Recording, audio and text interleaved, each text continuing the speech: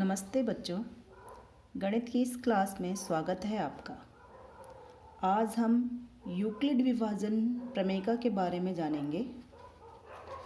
Euclid विभाजन प्रमेयिका Greek गणितज्ञ Euclid द्वारा प्रतिपादित की गई थी। इस प्रमेयिका को समझने के लिए सबसे पहले हम कुछ उदाहरण ले लेते हैं। बच्चों, पिछली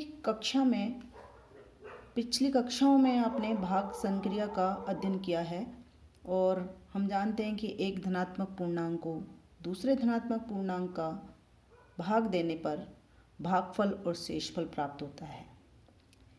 इसके लिए हम कुछ पूर्णांकों के युग्म ले लेते हैं। तो सबसे पहले एक उदाहरण में ले रही हूँ 21, 4, दूसरा ले रही हूँ 8, 2, तीसरा ले रही हूँ 3, 5।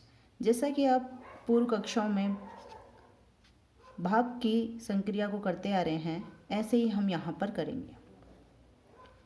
हम 21 में 4 का भाग देंगे तो कितनी बार जाएगा? 5 बार। 4 पंजे 20, यहाँ क्या आएगा? 20। और शेषफल क्या बचेगा? 1। यानी 4 का भाग हमने 21 में दिया, भागफल आया 5 और शेषफल बचा 1। ऐसे ही हम इस दूसरे उदाहरण में करेंगे। 8 में हम भाग देंगे 2 का और भाग जाएगा 4 बार। 2 चौका 8 और शेषफल बचेगा 0।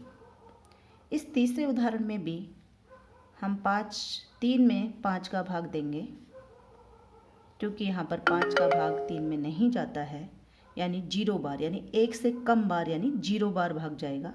तो भागफल आएगा यहाँ पर 0 और 5 का 0 से गुणा, यानी यहाँ पर आएगा 0 और शेषफल बच जाएगा 3। अब इसको जिस संख्या में हम भाग देते हैं उसको हम कहते हैं भाज्य, और जिसका हम भाग देते हैं उसको कहते हैं हम भाजक। और जो इधर हमें फल में प्राप्त होता है, भागफल में प्राप्त होता है, उसको हम कहते हैं भागफल। और नीचे जो बचता है उसको हम कहते हैं शेषफल। तो इस तरीके से यदि हम इसको 21 को लिखें a, 4 को लिखें हम b से प्रदर्शित करें, 5 को हम q से, यानी भागफल को हम q से प्रदर्शित करें और शेषफल को हम r से प्रदर्शित करें, तो हम इसको लिख सकते हैं a = b, यानी भाजक, गुणा भागफल यानी q और शेषफल हो गया r, यानी a = bq + r। इसी प्रकार से हम यहाँ पर भी देखेंगे तो ये हमारा संबंध स्थापित हो जाता है। और r हम सब में देखेंगे, जो r है हमारा, यहाँ पर 1 प्राप्त हो रहा है जो हमारा 4 से छोटा है। यहाँ पर हमें r यानी शेषफल हमें 0 प्राप्त हो रहा है, वो 2 से छोटा है। और यहाँ पर हमें शेषफल 3 प्राप्त हो रहा है, वो भी 5 से छोटा है। तो हर बार हम देखते हैं जो शेषफल प्राप्त हो रहा है वो हमारा b से छोटा ही प्राप्त हो रहा है। तो हम कह सकते हैं, या फिर ये जो शेषफल है हमारा 0 प्राप्त हो सकता है या फिर b से हमारा छोटा।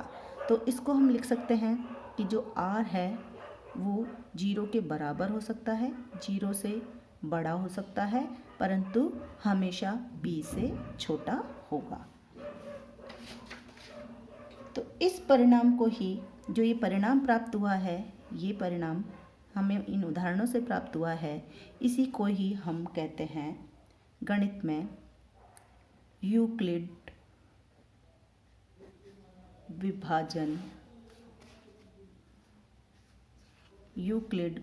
विभाजन प्रमेयिका।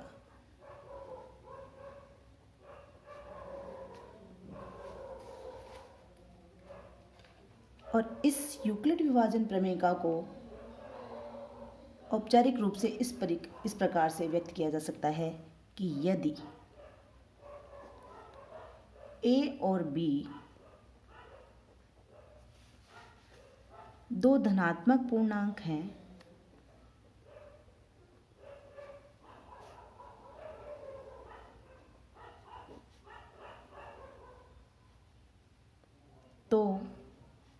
दो ऐसी अद्वितीय पूर्णांक Q तथा R इस प्रकार विद्यमान होते हैं कि A equal to BQ plus R, जहाँ R 0 के बराबर हो सकता है, 0 से बड़ा हो सकता है, पर B से छोटा होगा। तो यह है यूक्लिड विभाजन प्रमेय का। इसके बारे में आज हमने बच्चों पढ़ा है। आशा है आप सबको समझ में आया हो।